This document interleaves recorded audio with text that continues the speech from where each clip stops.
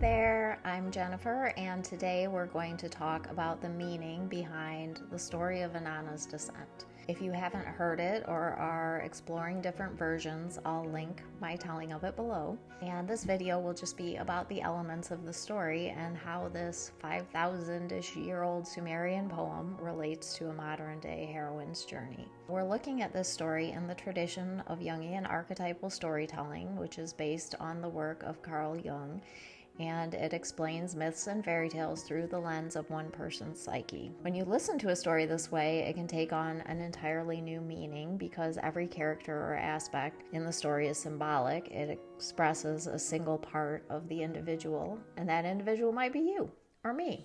It could be any of us, right? Because the story is a template for a common human experience. There are things in life that we all face at some time, like the heroine's journey that Inanna's descent describes. When we hear stories that give a structure and a sense of understanding to something we're going through that's intense or heartbreaking or disorienting, it gives us kind of a place where we can anchor into the collective, and it gives us something to orient to and helps us just understand we aren't alone. That's why I love creating and telling these stories, and I will say here we're going to go kind of deep here, but it's not going to be super analytical or academic. There's no right or wrong way to find meaning in a story. If an aspect of it means something different to you, that's perfect. This is just one perspective. And my goal in how I share it is just to make it so relatable that you can see your own reflection in the story.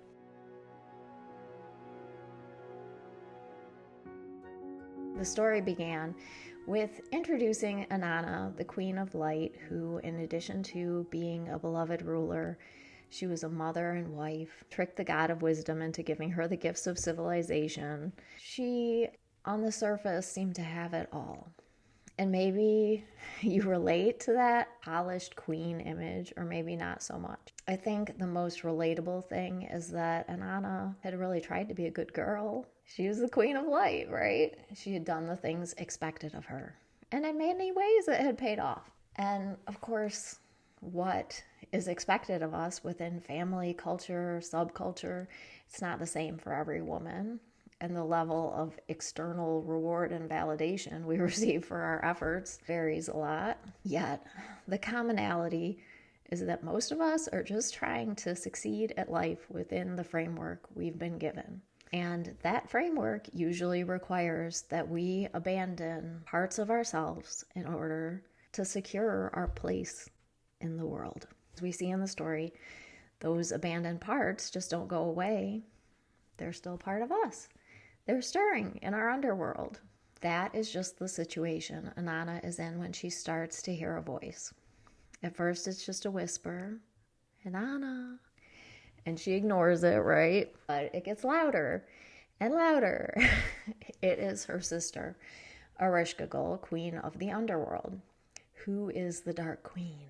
We could think of her as the difficult emotions that we've swallowed, the memories we've suppressed, the dreams we've neglected, the truth that is too inconvenient to admit even to ourselves. And again, the parts we abandoned are different depending on the individual, the environment. Some women banish their softness, sensuality, creativity, intuition. Others banish power, anger, desire. The thing is, us want to self-abandon.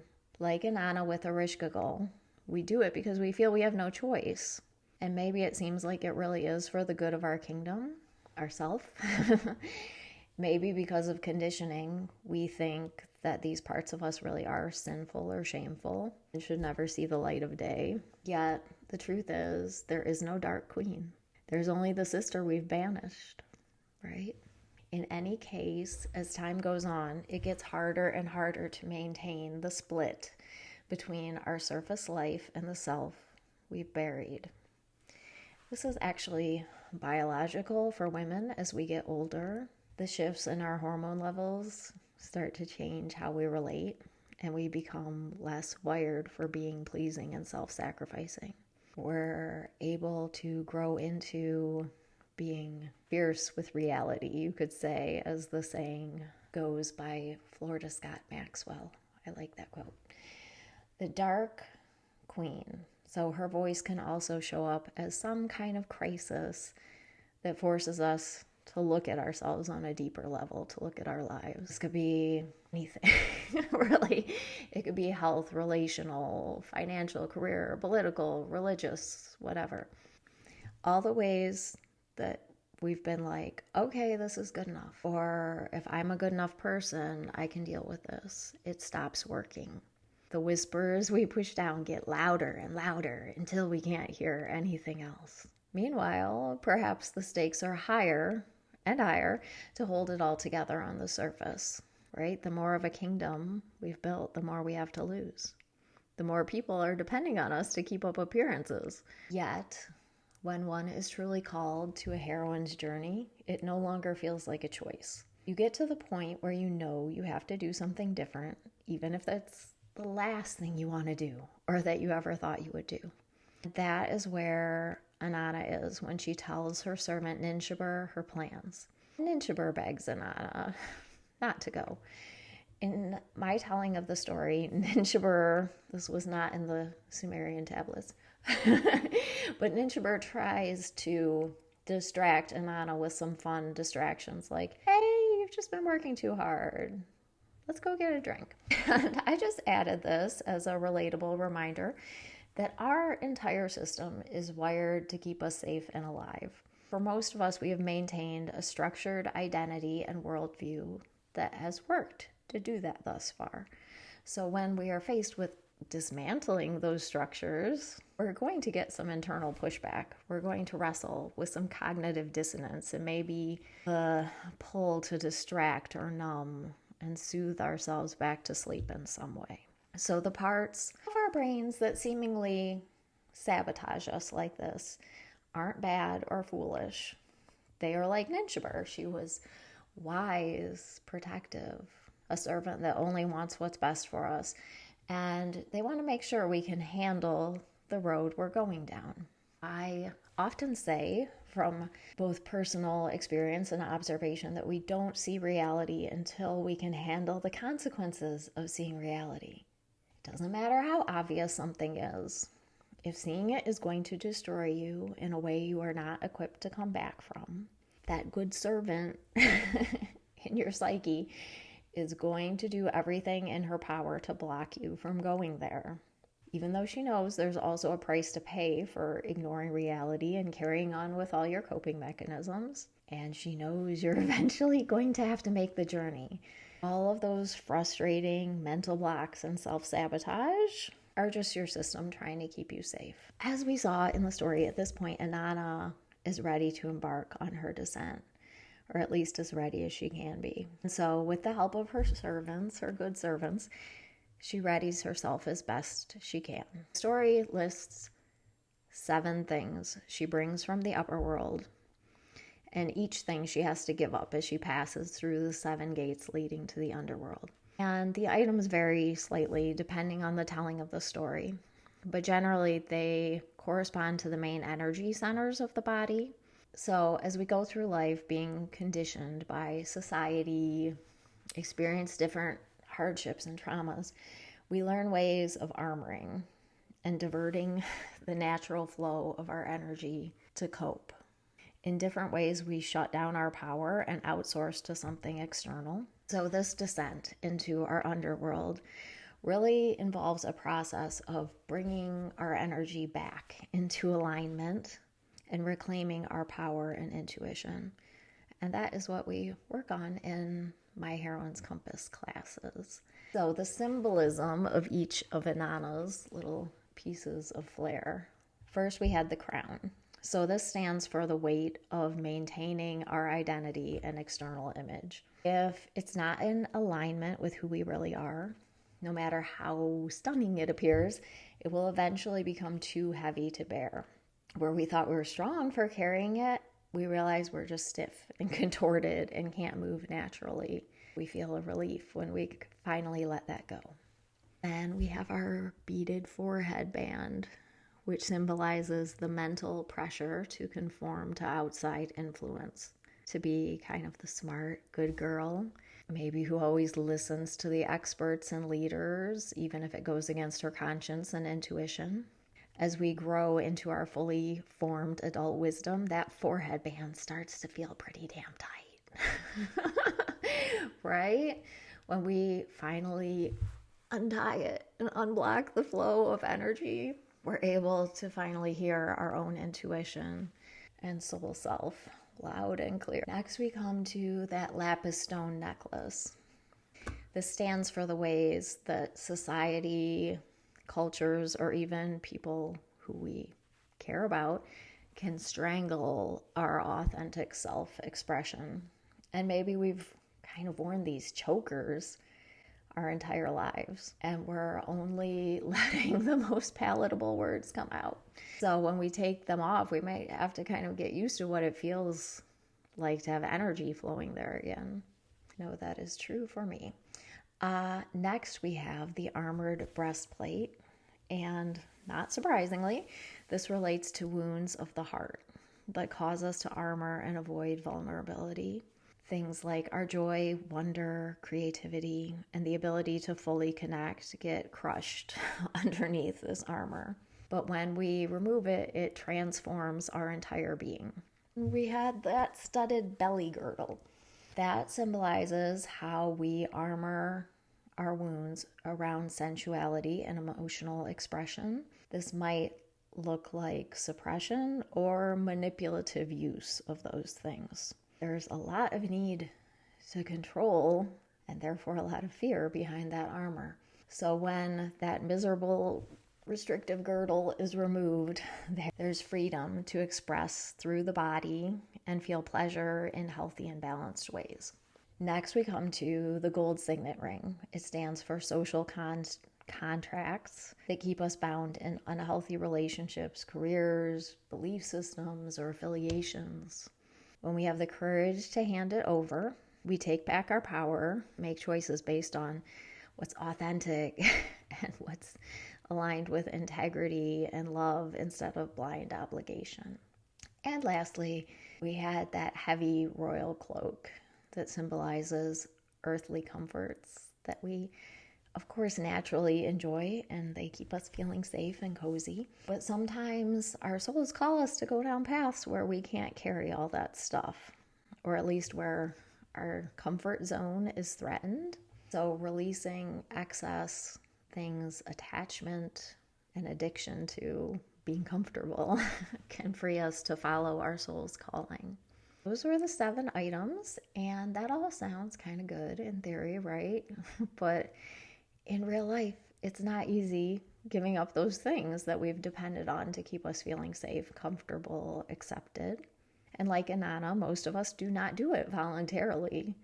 But then life brings us to a gate with some intolerable circumstance that will point right at your favorite coping mechanism and say, that doesn't do you a bit of good here. You want to pass, hand it over. No, you want to wear it a little longer. Well, that is always our choice, but it's going to keep us stuck. And deep down inside, we know, like Inanna did, we can't go backwards.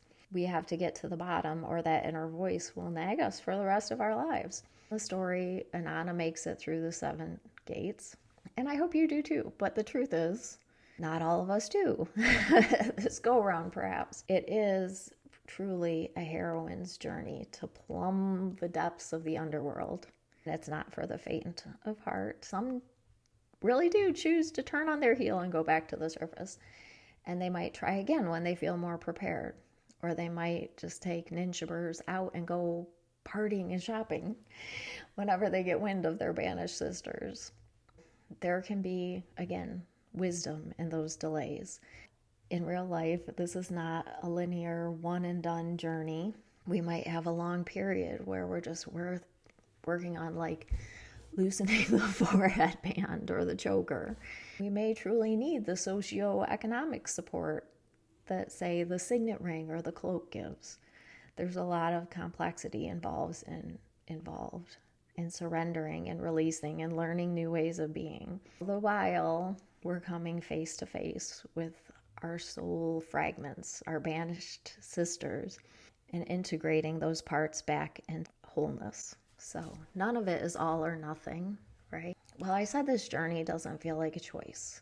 We do have choices to make along the way, and it's neither good nor bad to be fast or slow with it.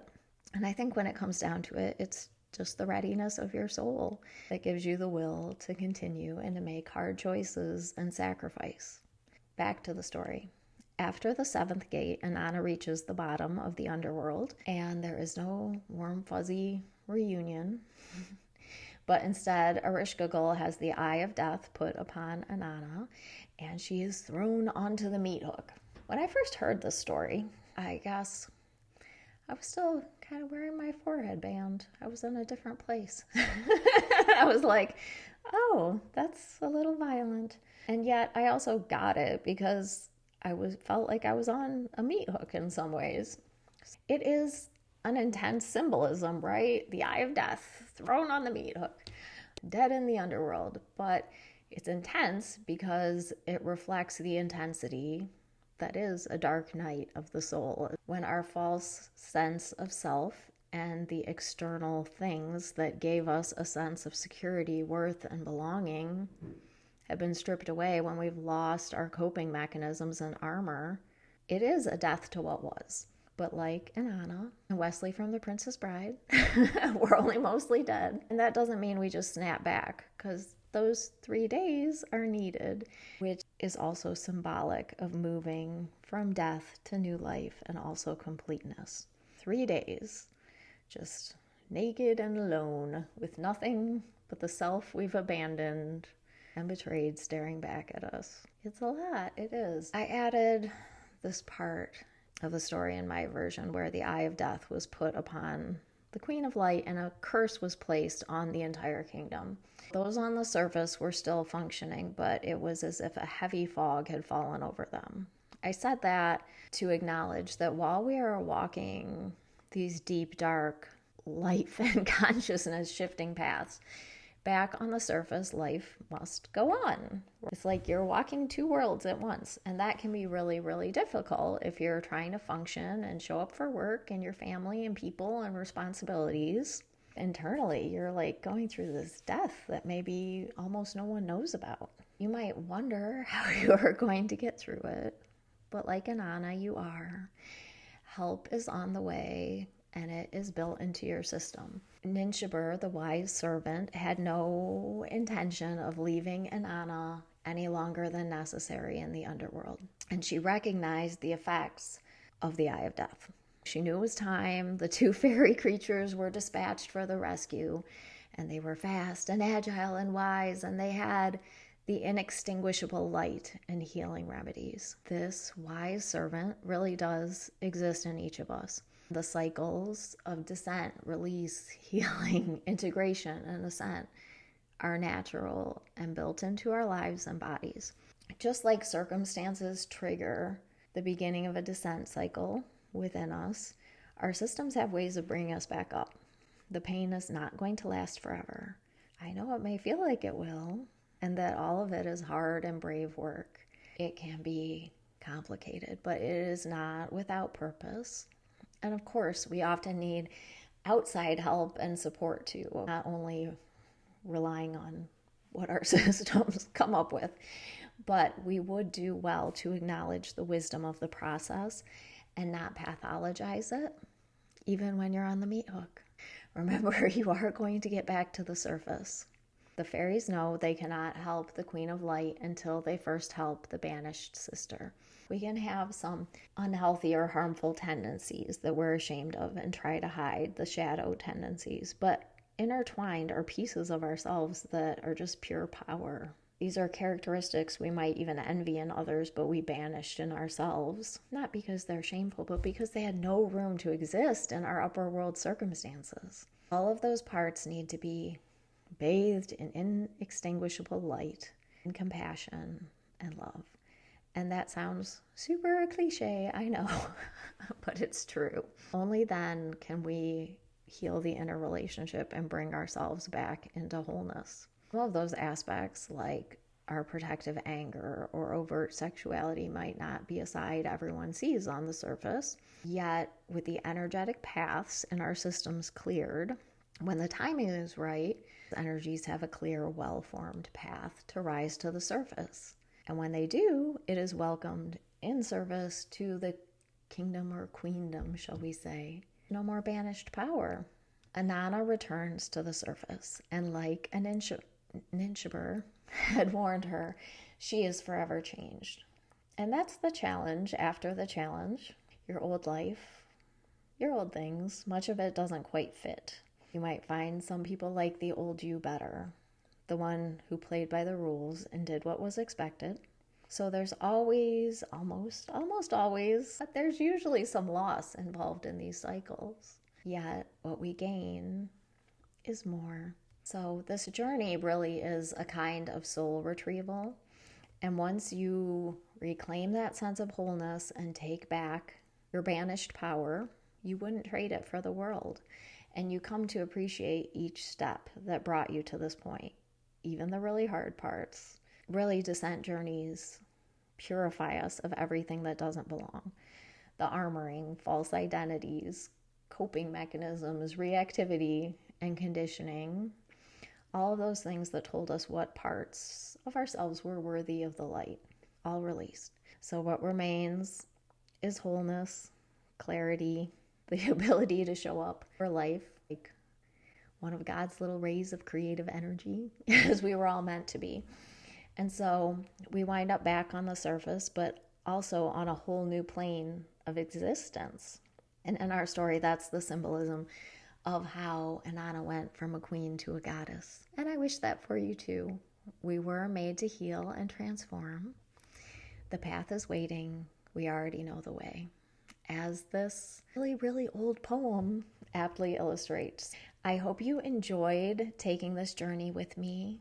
I appreciate you watching so very much. You can go to my website if you like and check out my Emotional Alchemy ebook and Heroine's Compass courses if you need a little more support on your personal heroine's journey.